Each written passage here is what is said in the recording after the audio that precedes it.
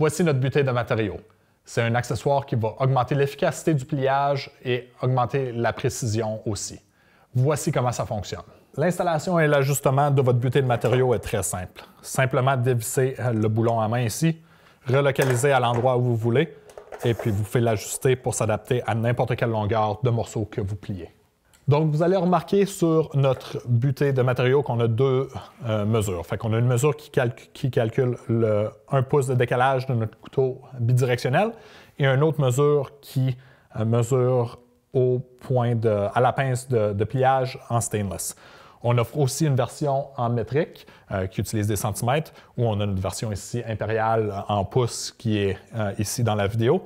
Donc, dépendamment de ce qu'on veut faire, on va utiliser une mesure ou l'autre. Fait que si on veut, mettons, couper un morceau à 10 pouces en utilisant le couteau mécanique, on va s'aligner sur le côté de décalage du couteau à 10 pouces. Si notre autre mesure qu'on veut est 18 pouces, on va s'aligner encore une fois à 18 pouces, ce qui nous donne deux unités de mesure pré-réglées pour alterner entre les deux. Si on va avoir la pleine longueur, on pivote l'assemblage de côté, qui nous donne accès à la pleine profondeur de la plieuse. Donc maintenant, ce que je vais faire, c'est que je vais utiliser les butées de matériaux ainsi que notre couteau bidirectionnel pour vous montrer comment rapidement et efficacement je vais couper ce morceau de 24 pouces en 6 morceaux de 4 pouces. Donc, vous allez remarquer qu'avec les butées vers le haut pivotées en dehors du chemin, on a maintenant accès à la pleine profondeur de la plieuse. Ce qu'on veut faire ici, c'est couper 6 morceaux de 4 pouces. Donc, ce que j'ai fait, c'est que j'ai mis la première butée à 12 pouces sur le décalage du couteau.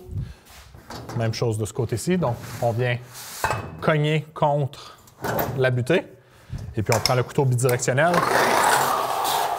On coupe un bord. Maintenant, la beauté de cet accessoire-ci est qu'on peut facilement faire 2 coupes en même temps. Donc, ma prochaine mesure est à 8 pouces. 8 pouces ici. On vient s'accoter directement sur la butée. Je reviens avec le couteau. On a notre premier 4 pouces de coupé.